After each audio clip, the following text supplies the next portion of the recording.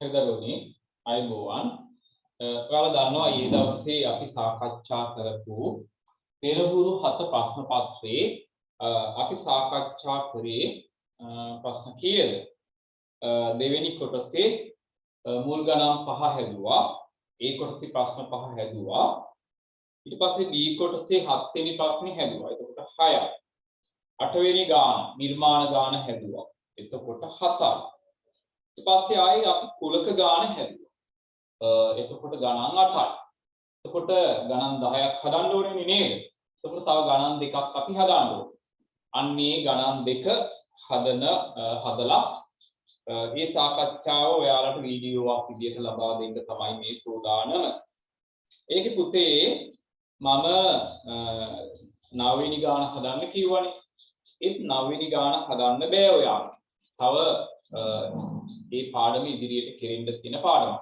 ඉතින් 9 වෙනි ගාන හදන්නේ නෑ 10 වෙනි ගාන 10 හදමු. 10 වෙනි ගාන අපි හදමු. 10 ජ්‍යාමිතීය ගානක් අපි දැන් ජ්‍යාමිතීය ගණන් හදන්න පොඩි ගුරුවක් තියෙනවා. ඒ ගානන් අපි දැන් අතාරින්නේ නෑ. right. හරි බලමු. ABCD චතුරස්‍රයේ ABAD සමානයි. A සිට CD ට අඳිමුකෝ මේ වගේ නේද?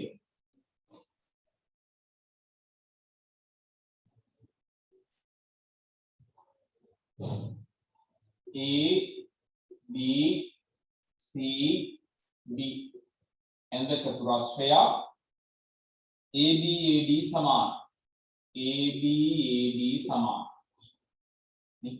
ABAD සමාන tak minit gam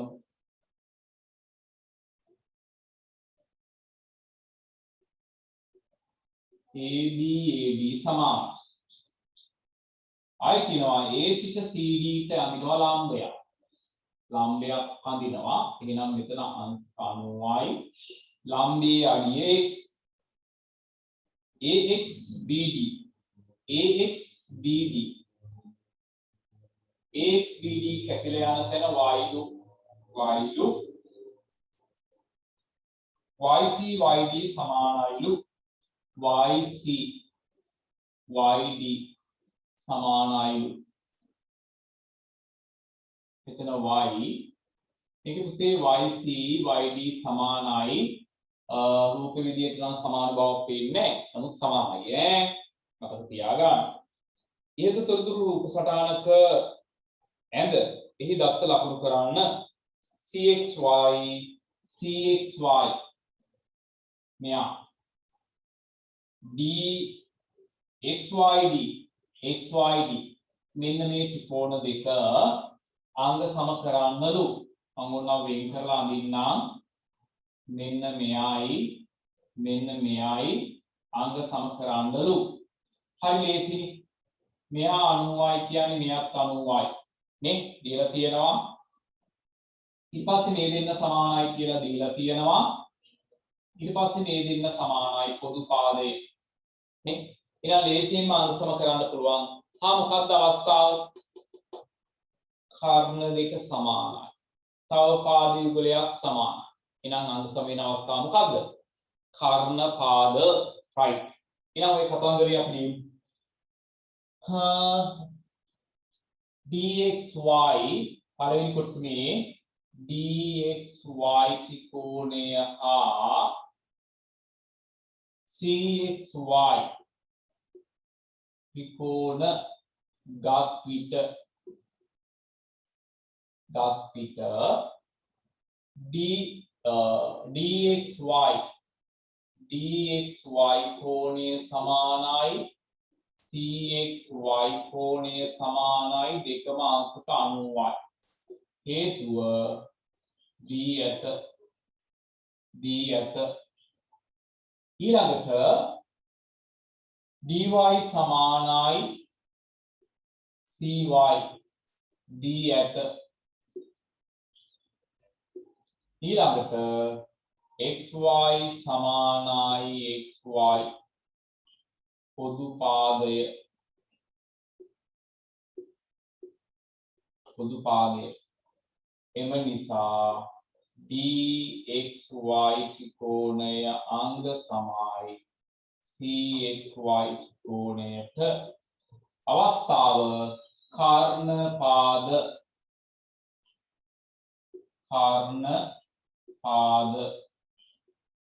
right. හරිම ලේසි සාධනයක් ඔප්පු කිරීම. මේ වැඩේ කරගත්තා නම් ලකුණු 5යි. ලකුණු 5ක් දාගන්න. මම හිතනවා මේක ලේසියෙන්ම කරන්න ඇති කියලා. right. ලකුණු 5යි. මම අහනවා දරුවනි ඔයාලට ඕන නම් ආයේ රිවයින් කර බලන්න. මොකද මේක වීඩියෝවක් විදියට ඔයාලට එවන නිසා. right. දෙවෙනි කොටස. ABC ත්‍රිකෝණය. ABC මේක යාකරමු. මෙන්න මේක සමද්විපාද ත්‍රිකෝණයක් කියලා ඔප්පු කරන්න කියලා. සමද්විපාද. හරි. ඒක පැත්තකින් තියලා ඔයාලට පුළුවන් ද මෙන්න මේ ත්‍රිකෝණ දෙක මට අංග සම කරලා දෙන්න. ඔන්න බලන්නකො මේක මේ ත්‍රිකෝණයේ සමද්විපාද කියලා ඔප්පු කරන ක්‍රමේ මට මෙන්න මේ ලොකු ත්‍රිකෝණ දෙක මෙයයි අංග සම කරලා දෙන්න පුළුවන්. පුළුවන් නේද? මේ කෝණ දෙක සමානයි. දීලා කියනවානේ මේ දෙන්න සමානයි. දත් පොදු පාදේ. එහෙනම් තව එකයි ඕන නැත්තේ. මේ දෙන්න සමානයි. ඇයි හා? මේකයි සමානයි. මේ ත්‍රිකෝණ දෙක අංග සමයි. අංග සම ත්‍රිකෝණ වල අනුරූප අංග සමාන නිසා මේ දෙන්න සමානයි. දැන් එහෙනම් මේ දෙක අංග සම කරන්න පුළුවන් නේ? හරි. ඔක අංග සම කරලා බලන්න ඇති ඇයි මේක අංග සම කරේ කියලා. බලන්න තේරෙයි. right. මම ලියනවා dx සමානයි දෙවෙනි කොටස මේ dx සමානයි xc. හේතුව අංග සම ත්‍රිකෝණවල අනුරූප අංග සම ත්‍රිකෝණවල අනුරූප අංග. ඊට පස්සේ dxa සමානයි cxa. හේතුව d ඇත. ඊළඟට ax සමානයි ax පොදු පාදය. එම නිසා AXD ත්‍රිකෝණය අංග සමයි CXA ත්‍රිකෝණය. මොකක්ද අවස්ථාව? පාකෝපා.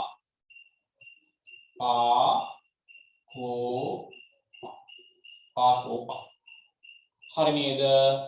හරි. ගොඩාක් සමාන ජ්‍යාමිතික ගණනක් නෙවෙයි. දැන් ওই ත්‍රිකෝණ දෙක අංග සම කරා.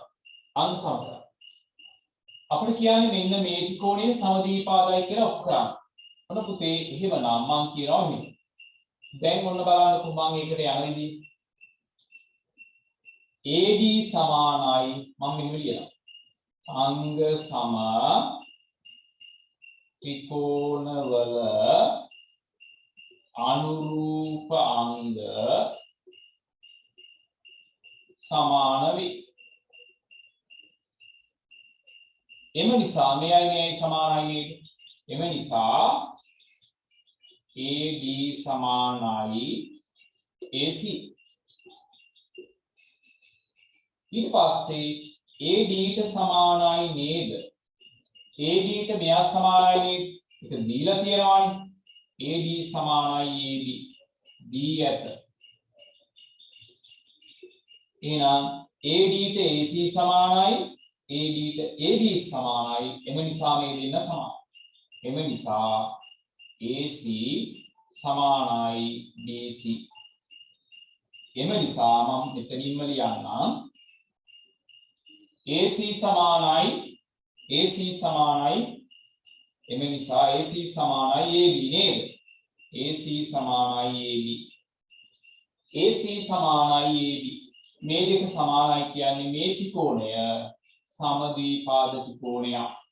එම නිසා ABC ත්‍රිකෝණය සම ද්විපාද ත්‍රිකෝණයකි. හරිද? right හරි. එහෙනම් මම අහනවා ඔයාලා ආයෙ බලන්න තේරුණා නම් මේක හරිනම් ලකුණු 5යි. දැන් අපි ප්‍රශ්න 9යි නේද? දැන් 9ක් සාකච්ඡා කරා. එතකොට තව එකක් ඕනේ. ඒ නිසා ඒකට මම තෝරගන්නවා ඔයාලට හදන්න එපා කියලා තිබ්බ 11 වෙනි ගාන හදන්න. එහෙමනම් ඔයාලට පුළුවන් මේ වීඩියෝ බලන්න කලින් මේ ගාන හදලා මේ වීඩියෝ බලලා ඔයාලට ලකුණු කීයක් ලැබෙනවද කියලා හොයාගන්න. එහෙනම් පුතේ ඔන්න 11 මම සාකච්ඡා කරන්නේ මම ඔයාලට මේක හදන්න ඕනේ නැහැ කියලා කිව්වා. නමුත් දැන් පුළුවන් හදන්න මට කලින් හදලා ලකුණු කීයක් එනවද කියලා බලන්න. හරි. මේක දරුවනි ප්‍රායෝගික වෙන්න ගණිතේ ප්‍රායෝගික වෙන්න. මේ මහා සීරියස්ලි හිතන්න එපා. ප්‍රායෝගික වෙන්න. පතුලේ අරය R ඒ වගේ 7 ගුණයක් උස සිලින්ඩරයක්. ඉතින් බලන්නකෝ මේ සිලින්ඩරේ කියන එක අපි දන්නවානේ. ඕම් ඔය වගේ සිලින්ඩරයක්. ඔය වගේ. එයාගේ පතුලේ අරය R උස ඒ වගේ 7 ගුණයක්. ඒ කියන්නේ උස 7යි R නේ. ඔහොම පුරුදු ගණන් හදනකොට ඔහොම තමයි. මේක කියවනවා බොරුවට කාලේ නාස්ති කරනවා. ඉන්දා ඔවා රූපේට නගනවා. ඕක වතුරෙන් පිරවීම සඳහා පැත්තක දිග ආරු ඝනකාකාර භාජනයක්. ඝනකාකාර මේ වගේ භාජනයකින් තමයි ඔය සිලින්ඩරේ පුරවන්නේ. ඔකනි කතන්දරේ. භාජනයේ මේ සිලින්ඩරේ මේකට වතුර පුරවලා මේකට දානවා. එහෙනම් මේකෙන් පුරවන්න කී වාරයක් පුරවන්න ඕනේද කියලා අහන්න. නේ? මේකට වතුර පුරවලා මේකට දානවා. කී පාරක් දානකොටද පිරෙන්නේ කියලා අහන්න. එහෙනම් ඔයාලට තේරෙන්න ඕනේ ඒක හොයන්නේ කොහොමද? ඔළුවට එන්න ඕනේ දැන් මේක කියනකොට කතන්දරේ. සිලින්ඩරේ පරිමාව හොයලා ඝනකයේ පරිමාව හොයලා සිලින්ඩරේ පරිමාව ඝනකයේ පරිමාවෙන් බෙදන්න ඕනේ කියලා ආවද ඔළුවට. ඔක ඉතින් මගේ ඔළුවට නෙවෙයි ඔයාලගේ ඔළුවට තමයි එන්නේ. ඒක ආවේ නැත්තම් ඉතින් කරන්න දෙයක් නැහැ. ගාන හදන එක නෙවෙයි වටිනාකම. මේකේ පරිමාව හොයලා මෙයාගේ පරිමාවෙන් බෙදන්න ඕනේ කියලා ඔයාලගේ ඔලු ගෙඩියට එන්න ඕනේ. ආවේ නැත්තම් ඉතින් පොඩි අවුලක් තියෙනවා නේද? ඔළුවෙන් එහෙම හිටගෙන චුට්ටක් බලන්න. right. හරි. මම හොයනවා සිලින්ඩරයේ පරිමාව. සිලින්ඩරයේ පරිමාව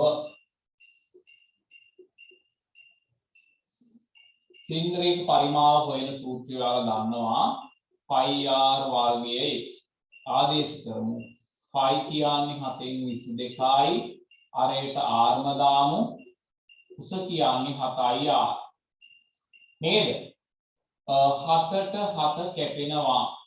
එතකොට ඉතුරු වෙනවා 22යි r. මෙතන වර්ගයයි මෙතන 1යි r ඝනය.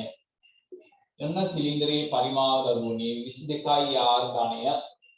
මම ඝනකයේ පරිමාව හොයනවා. ඝනකයේ පරිමාව දිග ගුණ කිරීම පළල ගුණ කිරීම උස. ඝනකයේ පරිමාව r ඝනයයි. r ඝනය. එහෙනම් මෙයාගේ පරිමාව හෙව්වා.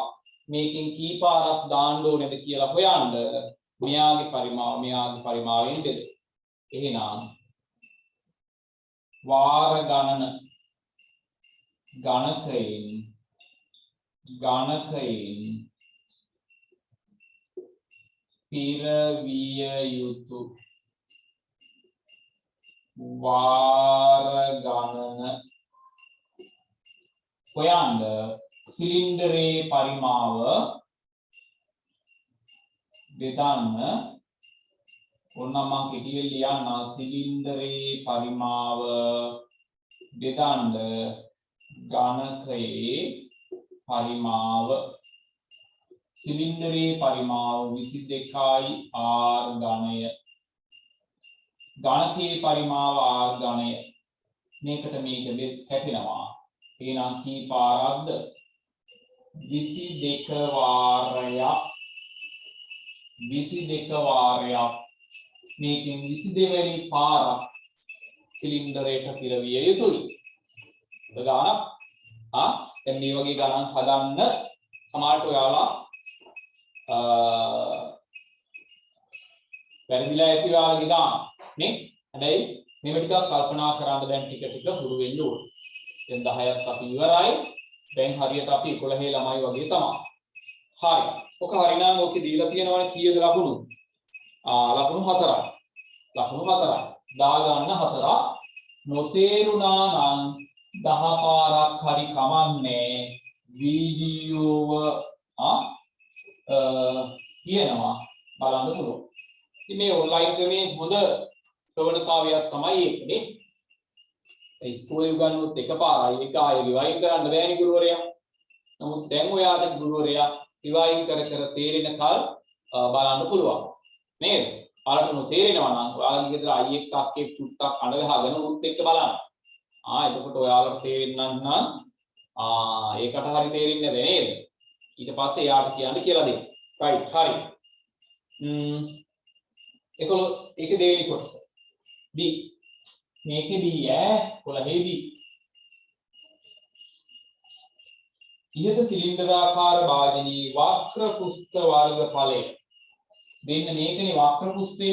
ඒකේ වර්ගඵලය 2150යි वर्ग सेंटीमीटर आइडिया තියෙනවා 14යි 5 සමානයි කීයද 43.9යි 6යි ඔන්න ඕක උදව් කරගෙන r වර්ගයේහි යගේ ලඝු ගණක වගු භාවිතයෙන් පූර්ණ සංඛ්‍යාවට සොයන්න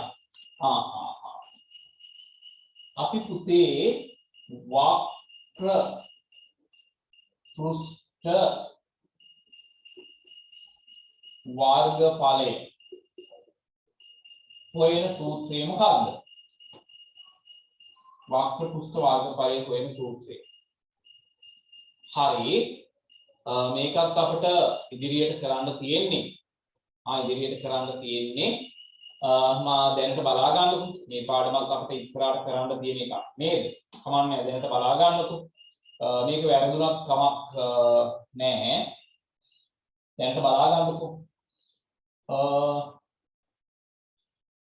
දරුවනේ වක්‍ර පෘෂ්ඨයේ වර්ගඵලය හොයන්නේ මෙන්න මේ සූත්‍රේ 2πrh 2πrh. බලන්න මට අර කොටසත් මට අමතක වුණා මේ පාඩම කරලා නැහැ කියන එක. ඒ නිසා පොඩි අසාධාරණයක් තියෙනවා.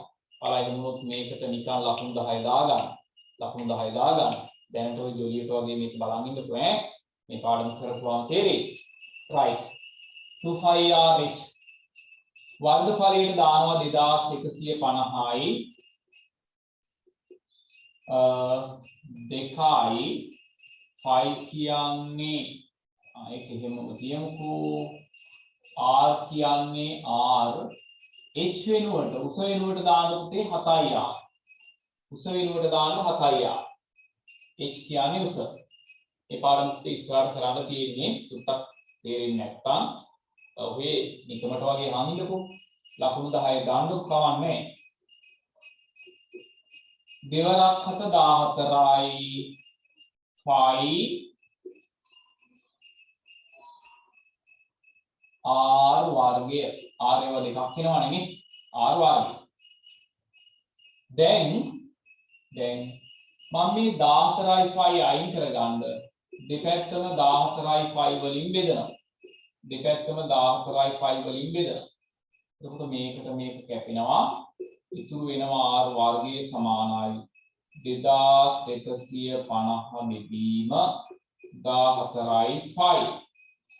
දැන් 2150 බෙදීම 14යි 5 වෙනුවට මෙන්න මේක ආදේශ කරා 43.9යි 6. හරි. ඊට පස්සේ මෙන්න මේක අපිට හදන්න කියනවා ලඝු ගණක වගු භාවිත කරලා. හරි නේද? එහෙනම් මේක අපි හදන්න ඕනේ ලඝු ගණක වලින්. හරි. හරි. ඔතෙන්ට කාල් හදා ගන්න. නොතේරුණා නම් එච්චර වදයක් කරගන්න එපා. මේ ලකුණු 10 නිකම්ම අංගානි ගන්න බෝනස් ලකුණු. right. හරි. දැන් මම මේක ලඝු ගණක වලින් හදනවා. ඔයාලා මේක ලඝු ගණක වලින් හදන්න නම් දානවා ඈ. right.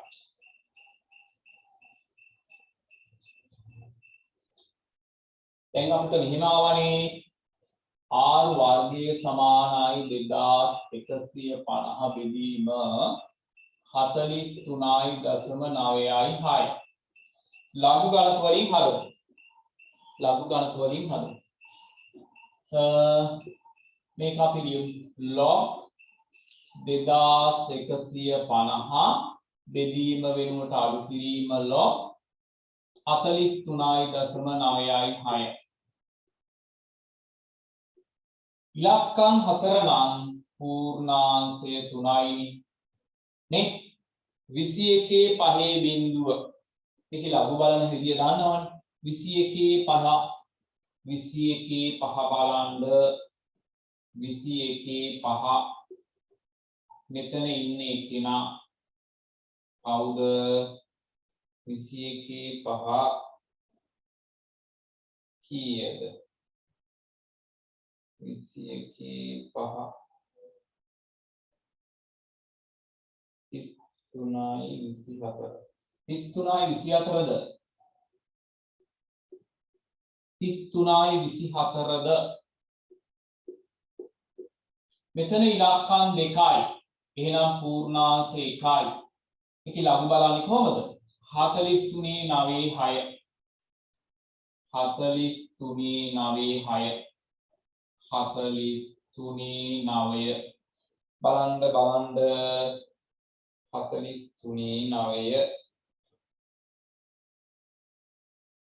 64යි 25 නේද 64යි 25 මෙතන ඉන්නවා 64යි 25 43 9 6 මෙතන ඉන්නේ කවුද බලන්න 6 6ක් තියෙනවා 6ක් තියෙනවා 6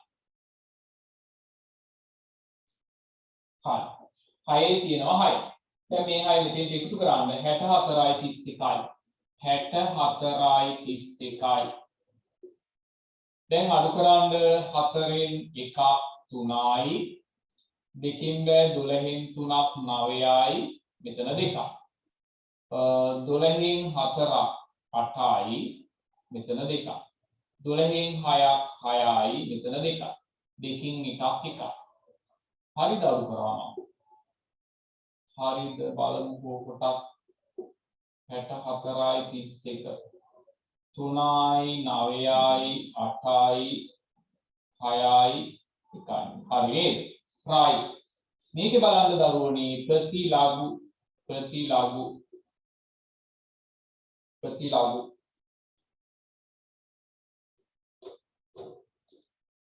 ප්‍රතිලඝු බලන්නේ 6893 කොහේ හරි තැනක ඇති 6893 හොයන්න බලන්න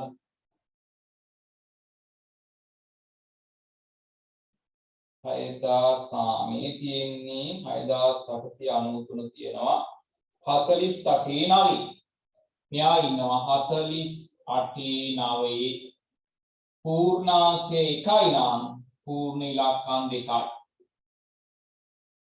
නේ අපිට හොයන්න කියන්නේ ආසන්න පූර්ණ සංඛ්‍යාවටනේ එහෙනම් ආසන්න පූර්ණ සංඛ්‍යාවට මේක වැටෙවුවොත් කීයද 49යි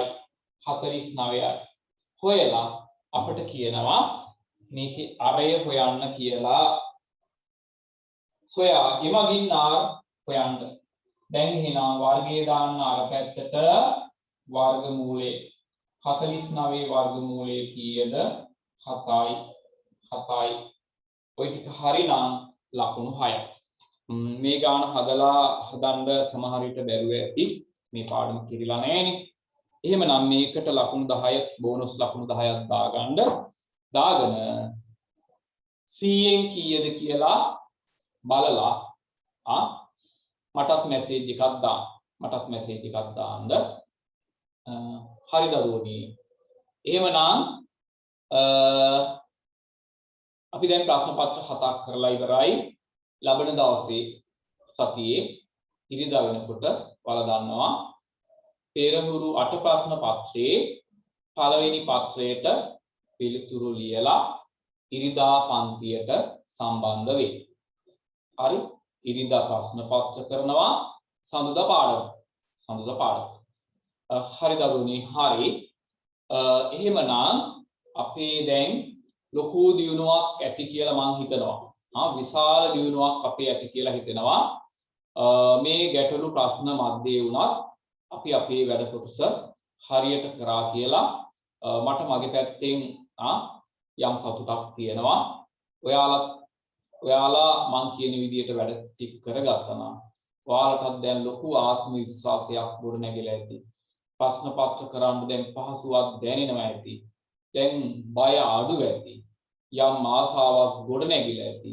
මේ විදිහට අපි ඉදිරියටත් වැඩ කරගෙන ගිහිල්ලා O level ප්‍රතිඵල එනකොට අපේ ප්‍රතිඵල ලේඛනයේ ගණිතය ඉදිරියෙන් ඒකක් ගන්න තමයි මේ මහන්සිය වෙන්නේ. ගණිතය නෙවෙයි විෂයන් 9 ඉස්සරහා ඒකක් ගන්න පුළුවන් නම් ඒ දවස් අපිට කොච්චර සන්තෝෂ වෙන්න පුළුවන්. අපිට ඔයාලගේ අම්මලා තාත්තලාට ඔයාලට ගන්නපු අපිට නේද? ඊටත් වඩා සතුටු වෙන්න අවස්ථාවක් තියෙයි. ඉතින් මේ සියල්ල තියෙන්නේ මං අතේ නෙවෙයි ඔයාලා අතේ. උනන්දුවෙන් උමනාවෙන් වැඩ කරමු. සියලු දෙනාටම ආයුබෝවන්.